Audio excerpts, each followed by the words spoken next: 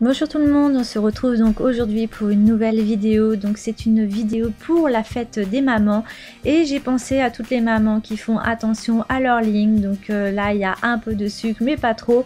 Donc c'est parti pour la liste des ingrédients.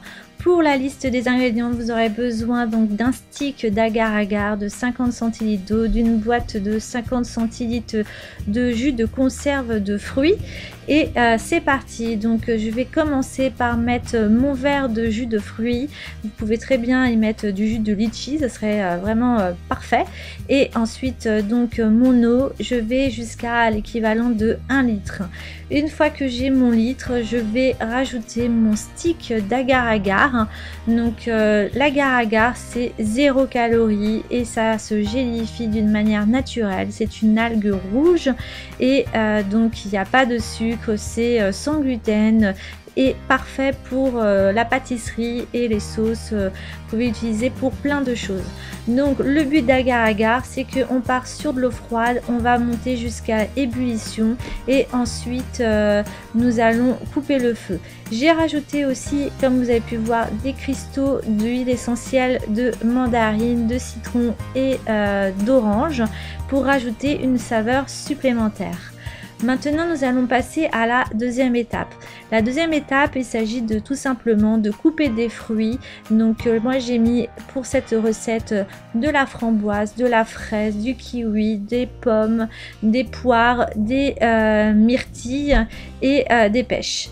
Donc je vais commencer par mettre tout ce qui est pêche, mais c'est vraiment dans l'ordre que vous voulez. J'ai mis pour cette recette un petit peu trop de fruits à mon goût, donc pour le découpage c'était pas évident, donc je vous conseillerais de mettre un peu moins de fruits que moi si vous voulez que l'agar-agar prenne bien le dessus. Donc je vais alterner un coup agar-agar, un coup fruit. Je vais procéder par étapes au niveau des couches et je vais mettre tout autour de mon pot les fraises pour que une fois que ce soit gélifié, vous ayez un meilleur rendu au niveau visuel. Vous pouvez très bien rajouter aussi des feuilles de menthe, ça va rajouter une saveur de fraîcheur supplémentaire à votre gâteau. Pour cette troisième étape, donc nous allons avoir besoin de 25 centilitres de lait de coco, un peu de sucre, un peu d'eau et surtout un demi-stick d'agar-agar. Donc comme tout à l'heure, je commence par la version liquide, donc là c'est à température ambiante. Ensuite je vais rajouter donc mon sucre et pour finir mon demi-stick d'agar-agar. Donc je porte le tout à ébullition et une fois que ça bouge, je coupe le feu et je laisse refroidir.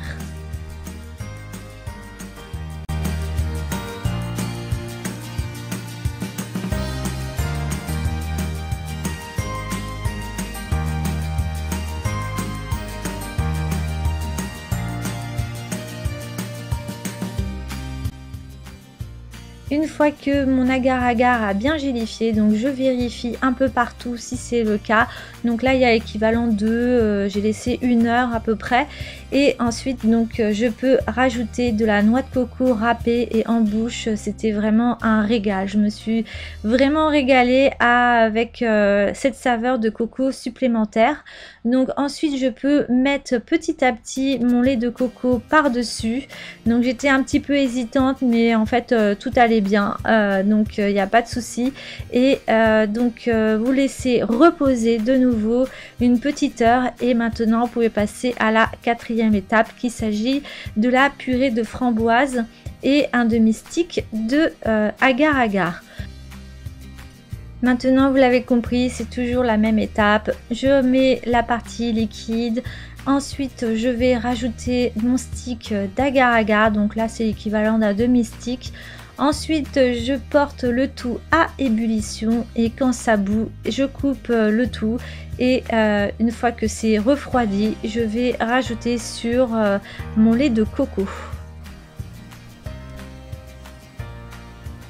Une fois que le lait de coco a bien pris, donc je verse ma purée de framboise par dessus et je vais laisser reposer à peu près 4 à 5 heures au frigo. Vous pouvez très bien faire votre gâteau la veille et au moment de la découpe ce sera encore mieux puisqu'il aura bien pris. L'agar-agar met du temps à se figer, donc faut laisser à peu près 4-5 heures minimum. Donc une fois que ça a bien pris, vous pouvez avec un couteau passer sur le contour pour que ça facilite le côté de la sortie du gâteau de son moule. Et du coup voilà le résultat. Donc moi j'avais laissé reposer à peu près 3 heures, ce qui n'était pas assez, donc il y avait encore des morceaux qui n'étaient pas assez gélifiés, donc je vous conseille vraiment de laisser toute une nuit. Ensuite il ne vous reste plus que à mettre de la décoration, donc ma partie préférée, et là j'ai mis des fleurs et des petits oiseaux, mais vous pouvez très bien mettre des fleurs fraîches, des fruits, vous pouvez peut-être que des fruits ça fera un peu trop, donc c'est pour ça que je suis partie sur des fleurs, mais c'est vraiment en libre cours, ce que vous voulez. Vous pouvez très bien écrire fête des mamans, le prénom de votre maman. Donc voilà un gâteau qui est pour la fête des mères. J'espère que cette recette vous aura plu. Même si c'est pas pour la fête des mères, je peux vous dire que c'est un gâteau qui est vraiment rafraîchissant pour l'été, et donc à faire et à refaire avec la saison estivale qui arrive. Donc je vous dis à bientôt pour une prochaine vidéo. Portez-vous bien. Bisous. Bye bye.